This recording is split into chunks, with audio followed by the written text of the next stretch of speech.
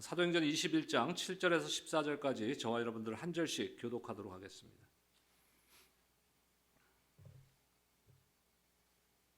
7절 말씀 제가 읽겠습니다.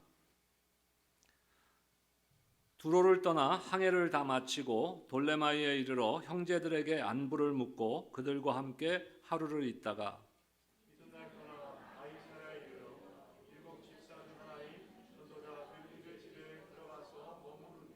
그에게 딸 넷이 있으니 처녀로 예언하는 자라.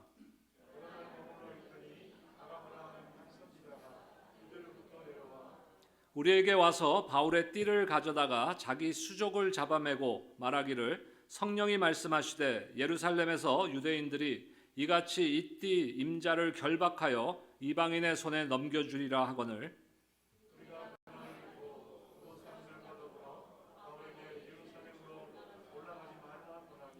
바울이 대답하되 여러분이 어찌하여 울어 내 마음을 상하게 하느냐. 나는 주 예수의 이름을 위하여 결박당할 뿐 아니라 예루살렘에서 죽을 것도 각오하였노라 하니 그가 권함을 받지 아니하므로 우리가 주의 뜻대로 이루어지이다 하고 그쳤노라. 아멘. 우리 지난주일 말씀을 통해서 사도 바울이 에베소에서 3년간 사역을 마치고 떠날 때 그 교회 리더들 감독들에게 교회를 잘 돌보라고 부탁했습니다. 그러면서 교회를 무엇에 맡긴다고 했죠? 오늘 우리 집사님 기도해 주셨지만 교회를 주님과 주님의 은혜의 말씀에 맡긴다 그랬습니다. 여러분 지난 한 주간의 삶 가운데 은혜의 말씀에 여러분들의 삶을 맡기고 사셨는지요? 주님과 주님의 은혜의 말씀만이 우리의 삶을 회복시켜 주시고 일으켜 주시는 줄로 믿습니다. 그런데 중요한 것은 이 말씀이 나에게 나의 삶에 은혜로 다가와야 돼요. 여러분 하나님의 말씀이 여러분들의 삶에 은혜로 다가와야 되는데 도대체 어떻게 하면 은혜로 다가오는가 하는 것이 우리의 신앙생활의 관건입니다.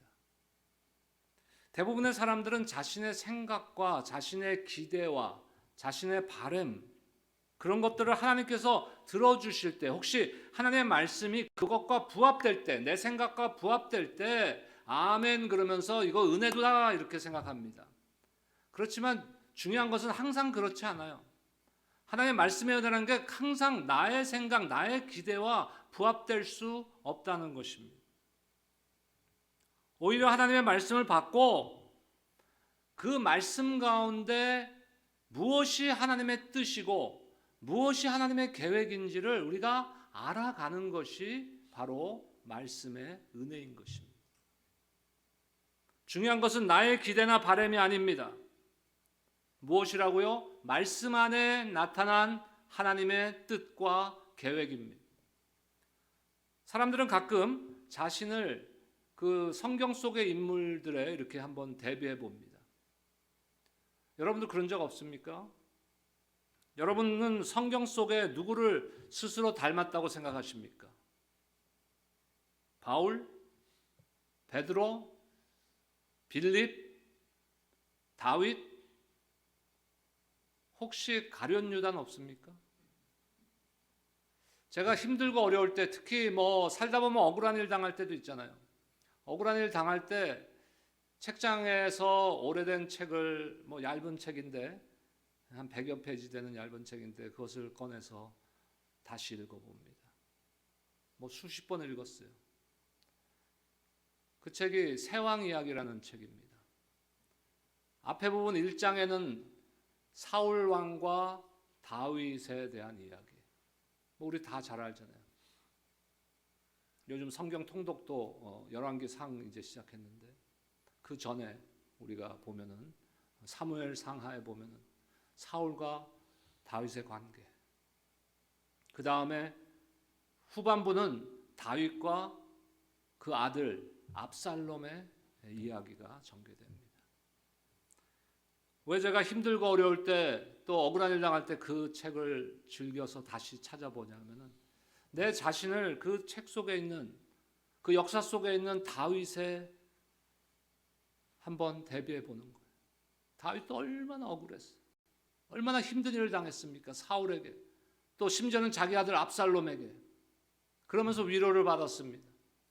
그러면서 저도 한 번도 내가 사울의 입장이나 내가 압살롬과 비슷한 사람인가 하는 생각을 해본 적이 없어요. 아마 여러분들도 그럴 거예요. 하지만 우리 안에 과연 다윗의 모습만 있습니까? 우리 안에 바울의 모습만 있습니까? 베드로의 모습만 있습니까? 아니요. 우리 안에는 사울의 모습이 있어요. 우리 안에는 압살롬의 모습도 있어요. 우리 안에는 가룟 유다와 같은 모습도 있다는 것이에요. 우리는 우리가 원하는 것만 보고 들으려고 하는 경향이 있기 때문에 나 자신을 똑바로 바라보지 못하는 그러한 모습일 수도 있는 것입니다. 그러다 보면요, 말씀 속에 사실적으로 하나님께서 우리에게 말씀하시는 그 핵심적인 그 원래 팩트, 사실적인 그 해석보다는 내가 원하는 방향, 내가 기대하는 방향, 내가 지금 소망하는 방향으로 말씀을 해석하고 받아들이면서 아, 은혜다 이렇게 생각하는 경향이 있습니다. 하나님의 뜻을 구할 때도 마찬가지예요. 그러다 보니까 기도를 할 때 내 뜻대로 나의 기도 제목이 정해져 있어요. 결과도 정해져 있어요. 그래서 그 결과대로 응답해 주면 은혜인 것이고 결과대로 되지 않으면 은혜가 아닌 것이라고 착각하고 오해하면서 신앙생활을 하고 있습니다. 하나님이 내 소원에 맞춰주기를 기도합니다. 하지만 이것은 신앙도 아니요 믿음도 아닙니다.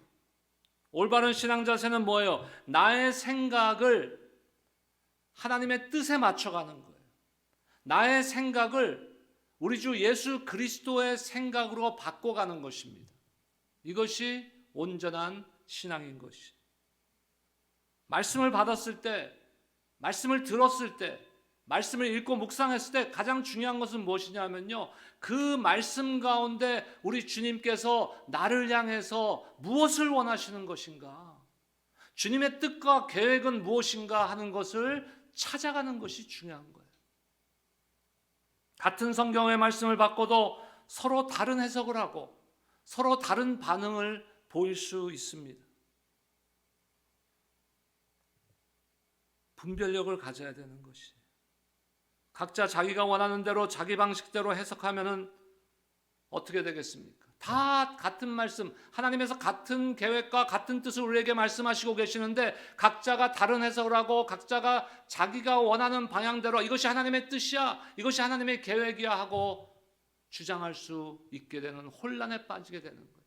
교회 안에서 수없이 일어나는 일 아닙니까? 교회 안에서 싸우면서 사람들이, 우리 교회 얘기 아닙니다. 저희 교회는 절대로 싸우지 않죠.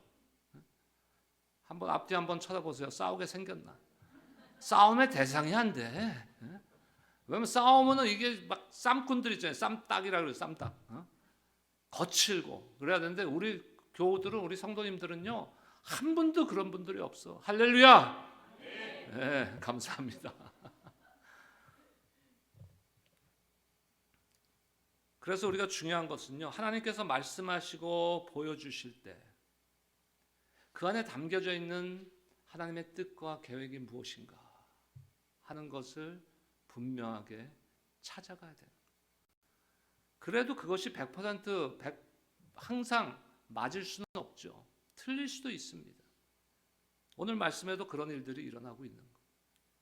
사도행전 21장은요, 20장까지의 말씀은 이제 사도 바울이 선교 여행을 하면서 사역을 감당하는 스토리였어요. 이제 21장부터는 이게 조금 전개가 바뀌어서 예루살렘으로 돌아갑니다. 사도 바울이 이제 예루살렘으로 돌아가요. 바울 일행은 에베소 장로들과 작별하고 배를 타고 두로라는 곳에 상륙했습니다. 그리고 바울 일행은 다시 가이사랴라는 데 이르렀습니다. 그 오늘 말씀, 본문 말씀이거든요. 거기서 어디서 머무냐면요, 7 집사 아시죠?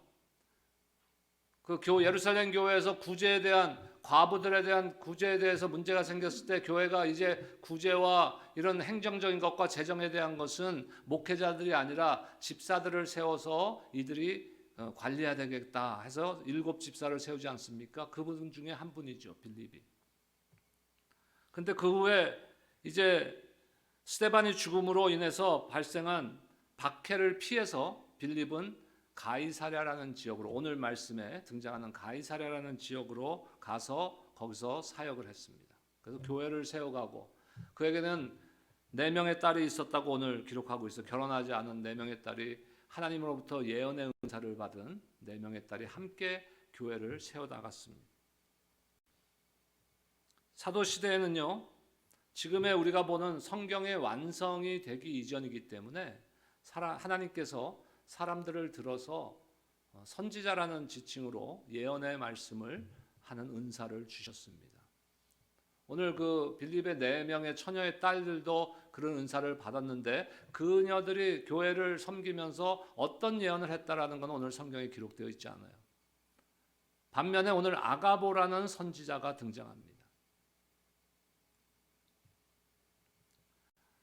그래서 아가보가 예언을 합니다. 무엇을 예언합니까? 아가보는 바울의 띠를 가져다가 어떻게 해요? 자기 손과 발을 잡아매고 보여주는 거예요. 성령께서 인도해 주셨는데 사도 바울이 예루살렘에 가면 이렇게 핍박받고 결국 잡힐 것이다 하는 것을 예언했어요. 근데 사도 바울은 이미 이것을 알고 있었습니다. 사도행전 20장 22절과 23절 말씀 보겠습니다. 사도행전 20장 22절 23절 함께 읽겠습니다. 시작. 보라, 이제 나는 성령에 매여 예루살렘으로 가는데 거기서 무슨 일을 당할는지 알지 못하노라.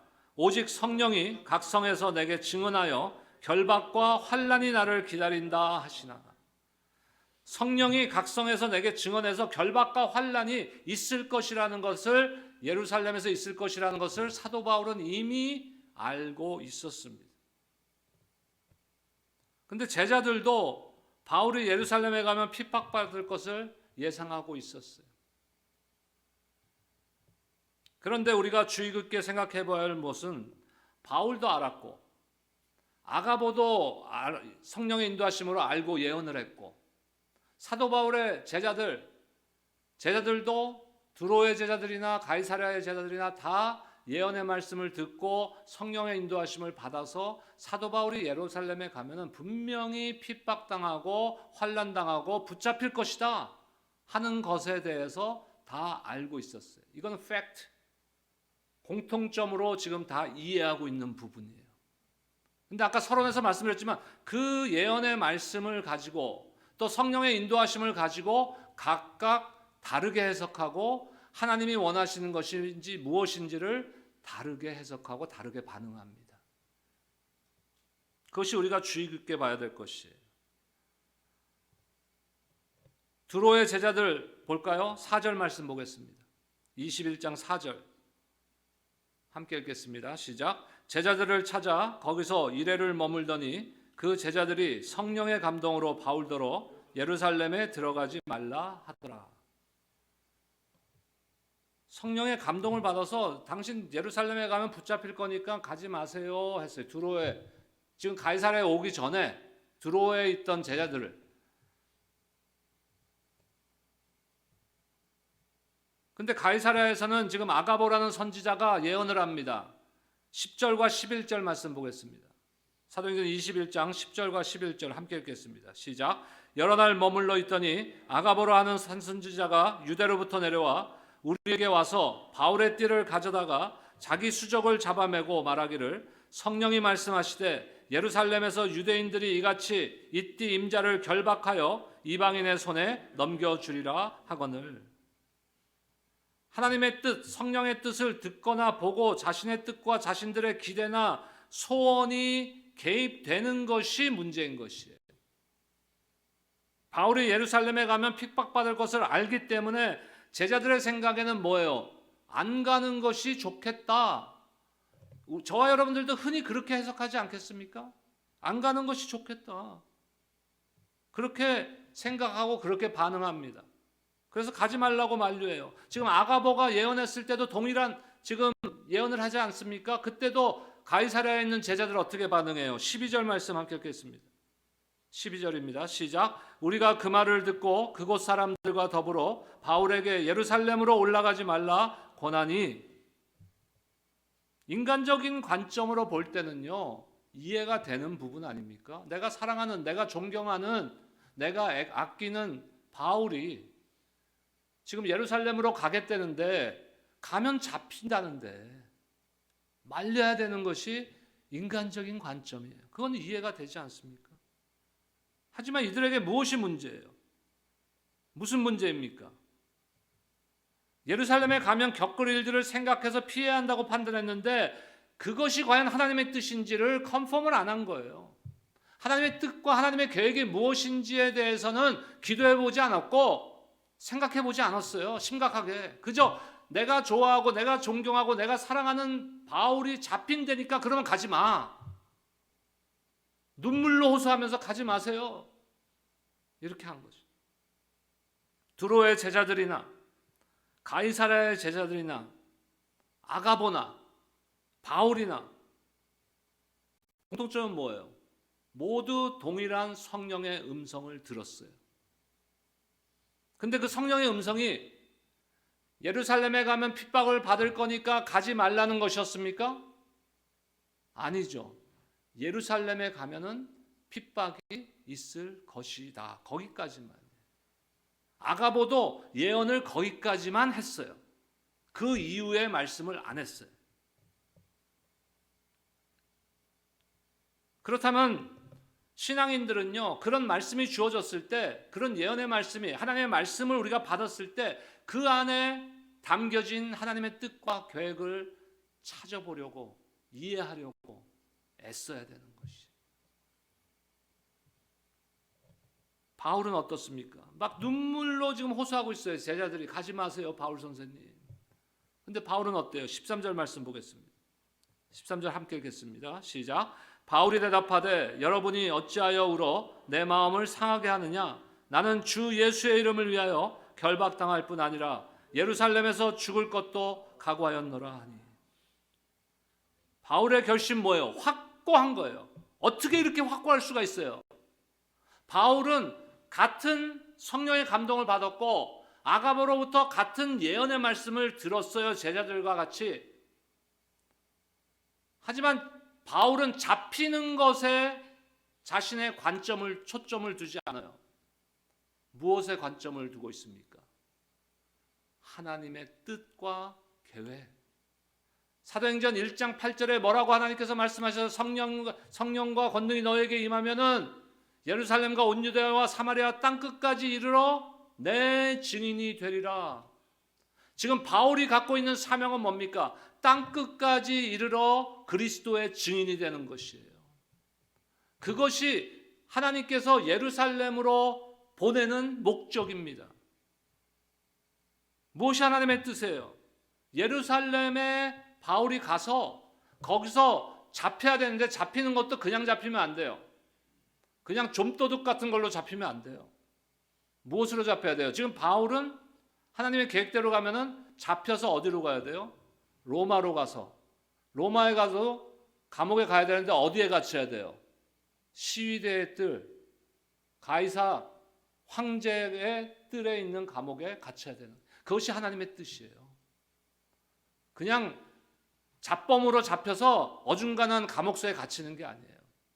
그러려면은 무슨 죄목으로 잡혀야 되냐면은 정치범으로 잡혀야 되는 거예요. 정치범으로. 그것이 하나님의 디테일이에요. 디테일. 그래야만 그리스도의 복음이 로마에 전파되고 땅 끝까지 전달되는 거죠.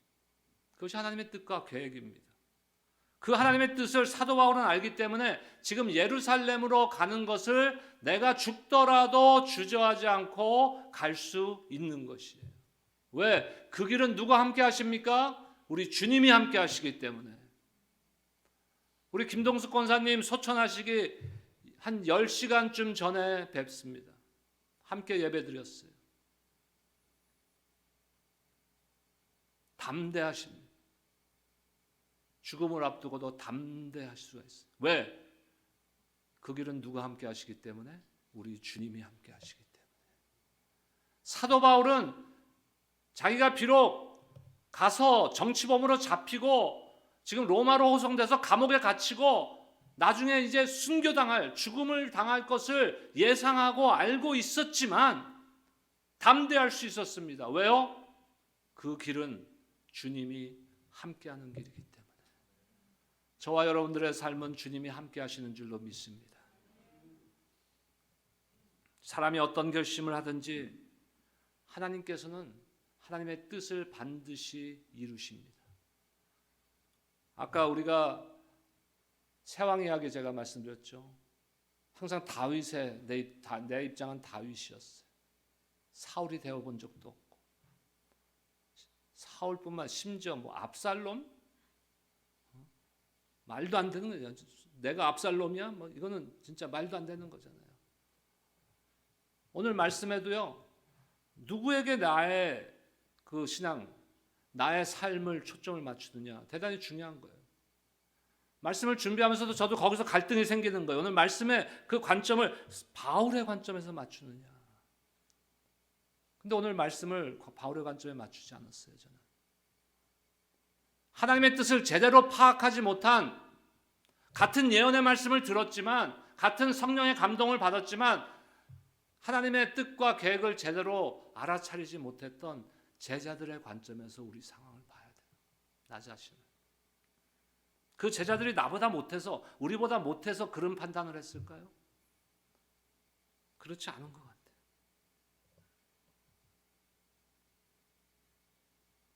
우리에게 필요한 자세는요, 무엇이에요? 제자들 같이 우리 실수할 수 있어요.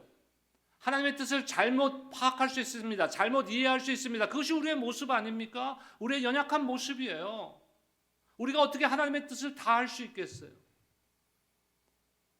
하지만 실수했더라도 그 다음 자세가 필요한 거예요. 오늘 설교 제목이 뭡니까? 주의 뜻대로 이루어지이다. 14절 말씀 마지막 절을 함께 읽겠습니다. 시작. 그가 권함을 받지 아니하므로 우리가 주의 뜻대로 이루어지이다 하고 그쳤노라. 자, 사도 바울이 성령의 인도하심을, 하나님의 뜻을 잘못해서, 아니면은 성령이 이렇게 예루살렘에 가면 잡히는데 가지 마, 너 가면 안 돼 했는데 그걸 거역한 겁니까?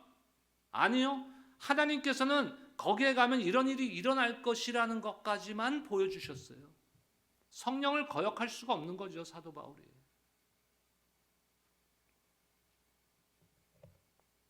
사도 바울은 결국 어떻게 합니까? 환난과 결박이 기다리는 예루살렘으로 곧 갑니다. 이제 오늘 말씀 뒤로. 다음 주일이 무슨 주일입니까? 종려주일이에요. 예수님께서 십자가를 지시기 위해서 예루살렘으로 어린 나귀를 타고 입성하시는 날을 기념하는 종려주일. 말씀을 준비하면서 뭔가 비슷한 상황이구나 하는 것을 저는 알았어요. 지금 사도 바울이 그 핍박과 환난과 결박을 알면서도 예루살렘으로 가는 그 순종. 예수님은 어떻습니까? 그 십자가의 죽음을 알면서 겟세마네 동산에서 땀방울이 핏방울이 되도록 기도하시면서 뭐라고 기도하셨습니까? 피할 수만 있다면 이 죽음의 길을, 이 십자가의 길을 피하게 하여 주시옵소서. 하지만 기도가 거기서 끝나지 않았잖아요. 우리 주님의 기도는. 하지만 나의 원대로 마옵시고 아버지의 원대로 하옵소서. 우리가 아버지 이거 피하게 해주세요. 아버지 저 이거 싫어요. 주님 이거 싫어요. 나 이런 고난당하기 싫어요. 이런 병들고 고난당하고 죽음당하고 싫어요. 이렇게 기도할 수 있어요. 왜? 우리 연약한 존재이기 때문에. 하지만 우리의 기도가 거기서 끝나면 안 되는 거예요. 주의 뜻대로 이루어지게 하여 주시옵소서. 주님의 이 눈물의 순종으로 우리가 이 새 생명을 얻게 되었습니다. 하나님의 말씀 앞에 우리의 바람과 기대보다 더 중요한 것은 하나님의 뜻과 계획을 우선적으로 생각하고 바울과 같이, 그리고 예수님과 같이 거룩한 순종의 삶을 사는 것입니다. 우리도 연약해요. 부족합니다. 그렇기 때문에 오늘 말씀에 나오는 제자들의 모습과 같이 하나님의 말씀을 받긴 받았는데 그 안에 있는 하나님의 뜻을 잘못 생각할 수 있는 거예요. 하지만 우리 바울이, 내가 존경하는 바울 선생이 이렇게 한다면은 내가 잘못됐을 수도 있구나. 내 생각이 잘못됐을 수도 있구나. 그럼 무엇이 있어야 돼요? 복종이 있어야 되는 거예요. 순복이 있어야 되는 거예요. 순복이. 우리 신앙에는요, 순복이 필요해요. 컨센서스. 일치라는 단어입니다. 일치라는 단어인데 교회는 이것이 필요한 거예요. 뭐 미국이고 한국이고 정치판처럼 뭐 국회에서 뭐 했는데 자기 뜻대로 안 됐어. 그럼 보통 어떻게 합니까? 장외로 나가요. 장외로 나가서 장외 투쟁합니다. 자기 뜻이 관철될 때까지. 교회는 그런 곳이 아니에요. 우리가 자기 의견 얘기할 수 있습니다. 다른 사람들이 서로 다른 생각을 갖고 각자의 의견을 얘기할 수 있습니다. 하지만 우리가 기도해보고 기도하고 하나님의 말씀을 보고 결정하면 그 결정 앞에 순복하는 신앙이 있어야 되는 거예요. 이번에는 내 생각과는 다르지만 교회에서 결정된 다른 분들의 생각이 하나님의 뜻이라고 인정하고 순복하겠습니다. 이것이 필요한 거예요. 바울의 뜻이 그거라면은 내 생각은 바울 선생이 가지 않았으면 하는 거지만 바울의 뜻이 그거라면 내가 순복하고 바울의 뜻대로 우리가 서포트하고 기도해주고 그 가운데 그 길을 통해서 그 발걸음을 통해서 하나님이 뜻이 이루어지게 하여 주시옵소서. 오렌지 카운티 우리 교회 성도들의 신앙이 그런 신앙이 되시기를 축복합니다. 그래서 저와 여러분들의 삶을 통해서 가정을 통해서 생업을 통해서 우리 교회를 통해서 하나님의 뜻이 이루어지는 그러한 삶, 그러한 가정, 그러한 교회가 되시기를 주의 이름으로 축원합니다. 기도하겠습니다. 하나님 감사합니다. 바울의 그 순종하는 바울의 모습 앞에서 마음을 돌이키고 생각을 돌이킨 제자들의 모습을 우리가 바라보면서 우리의 신앙이 그러한 순종과 순복과 복종이 있기를 소원하며 결단합니다. 주님 말씀하실 때 주님의 그 말씀을, 계획을, 뜻을 이해하고 파악할 수 있는 영적 분별력을 우리 모두에게 허락하시고 주님의 뜻 앞에서는 나의 생각과 나의 기대와 나의 소망을 접고 주님의 뜻대로 이루어지기를 소원하며 기도하며 결단하며 순복하는 우리 모두가 될 수 있도록 축복하여 주시옵소서. 감사하며 예수 그리스도의 이름으로 기도드립니다. 아멘.